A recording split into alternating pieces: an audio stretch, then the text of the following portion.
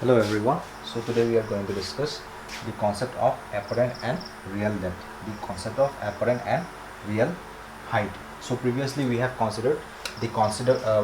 discussed the concept of apparent and real depth. But this time we are discussing the concept of apparent and real height. So this apparent and real height occurs when the observer is in the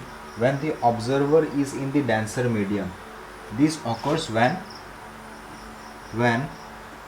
the observer is in the denser medium.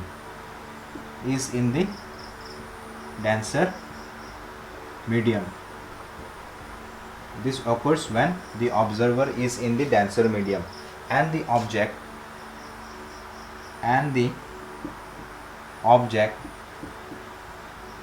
is in the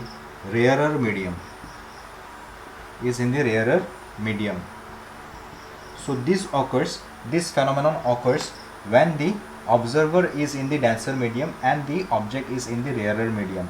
This phenomenon also occurs due to the phenomenon of refraction. This also occurs due to the phenomenon of refraction. Suppose there is an object in the rarer medium. Suppose this is the water, which is denser than air. Suppose this outside medium is the air medium. So let us say this medium to be first medium. This outside medium is the air medium, which is the first medium, and this medium is the second, that is, this is the denser medium. So let it be water. So which is denser than air. So this is the surface separating the air and the water. This is the surface separating the denser and the rarer medium, that is air and the water. So we have considered the air medium to be the first medium and water to be the second medium. So there is an object placed in the rarer medium, and so let us consider two rays from this object. So let us consider one ray which is normally incident on this surface, so it will move without any refraction. This ray will move without any refraction. So let us consider another one ray which strikes the surface in this way. So we are drawing a normal at this point. Let us draw a normal at this point. So this is the normal at this point. So let us say this point to be O dash. And we say this point to be O. Let us say this point to be O, and this is the O dash. So after striking this ray, after striking at this point, will undergo refraction, and it will move in this direction, and it will move in this path.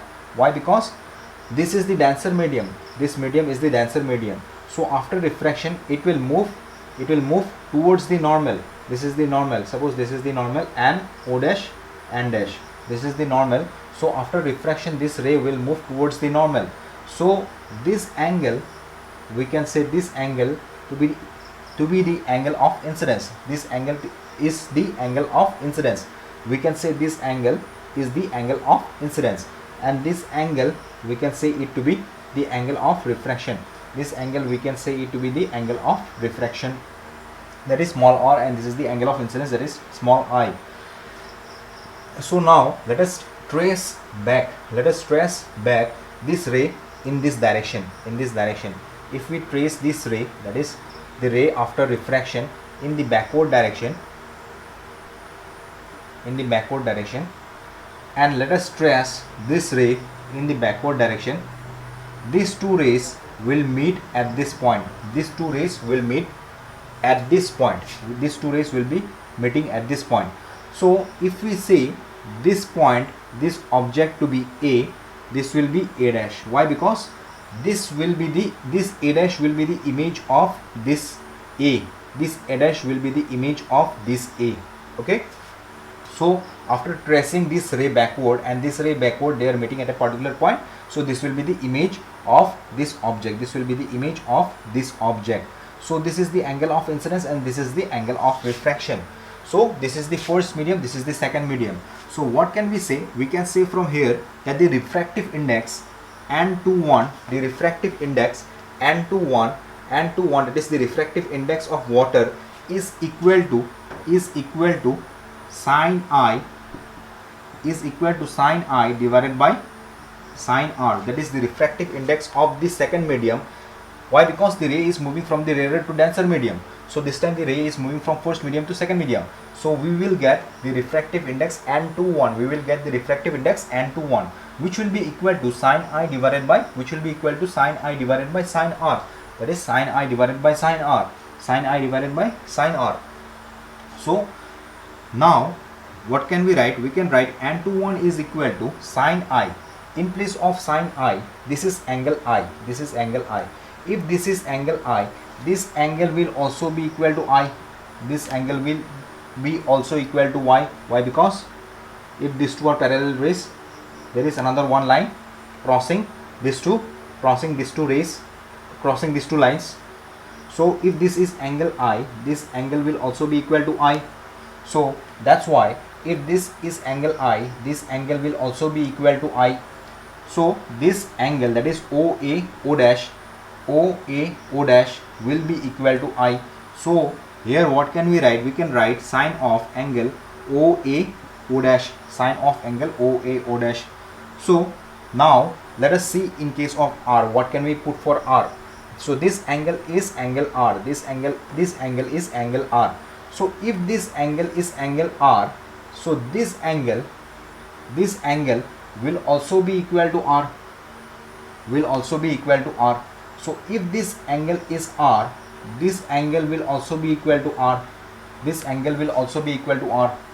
Why? Because for the same condition, if this is R, this will also be equal to R. So if this is angle R, so we can say O dash is angle R. So that is sine of, in place of R we can write angle O dash.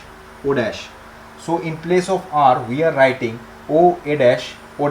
Why? Because this is angle R, So in place of R we are writing angle O dash. That is sine of O dash. So now if we see sine of O dash, sine of OA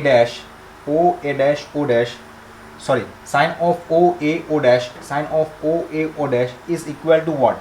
Sine of OA O dash in the triangle. See, now in the triangle OA O dash, if we see in the triangle OA O dash, if we take sine of angle OA O dash, that is if we take angle sine of I, it will be equal to OO dash divided by AO dash, because this is the perpendicular. OO dash is the perpendicular. We are taking the sine of this angle, so that's why it will be equal to perpendicular divided by hypotenuse. Sine of any angle is equal to perpendicular divided by hypotenuse. So this is the perpendicular. OO dash is the perpendicular and the hypotenuse is AO dash. So in place of, so that is sine of OA O dash, can be written as OO dash divided by AO dash. This can be written as sine of OA O dash can be written as OO dash divided by AO dash. Similarly, sine of R can be written as that is sine of R means this angle. Sine of R can be written as OO dash divided by A dash O dash, divided by A dash O dash. If we consider the triangle O dash O dash, in the triangle O dash O dash, if we take sine of R, it will be equal to O dash divided by A dash O dash, because this time O dash is the perpendicular and the hypotenuse this time is A dash O dash. So we can write O dash divided by A dash O dash. Sine of R is equal to O dash divided by A dash O dash. So here putting the value of these two values, what can we get? we can get, if we put these two values, so this value can be written as OO dash divided by AO dash divided by AO dash whole divided by, this can be written as OO dash divided by O dash O dash A dash O dash OO dash divided by A dash O dash. This value can be written as OO dash divided by A dash O dash. So finally what can we write? We can write N21 is equal to A dash O dash divided by AO dash, because these two terms will get cancelled. So this will go upward. So it will be what? A dash O dash divided by AO dash. So if O dash point tends to O point, if this O dash point overlaps over O point, in that case what will happen?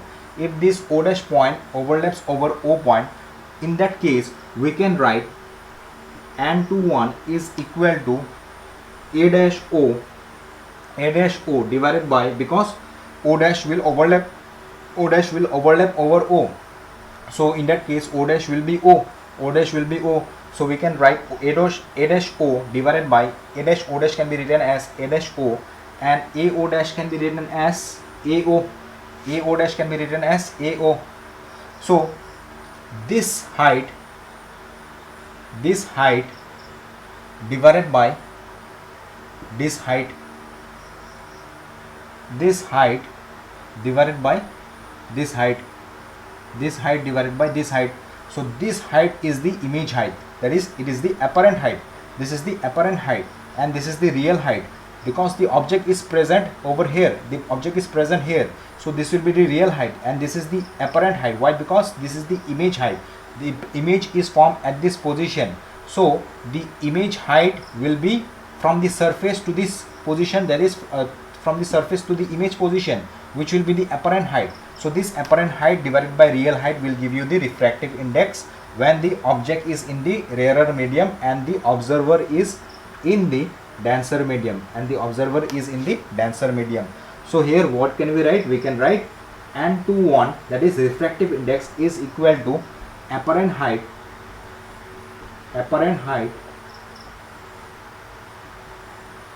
divided by real height. So this is the final formula, final equation when the object is present in the rarer medium and the observer is in the denser medium, because finally we have got apparent height to be A dash O, and the real height is AO. AO is the real height, A dash O is the apparent height, because the image is present over here. So the distance from the surface to the image is the apparent height, and the distance from the surface to the object is the real height. This is the real height, this is the apparent height. AH is the apparent height and RH is the real height. So this is the formula for apparent and real height. Okay, so thank you students.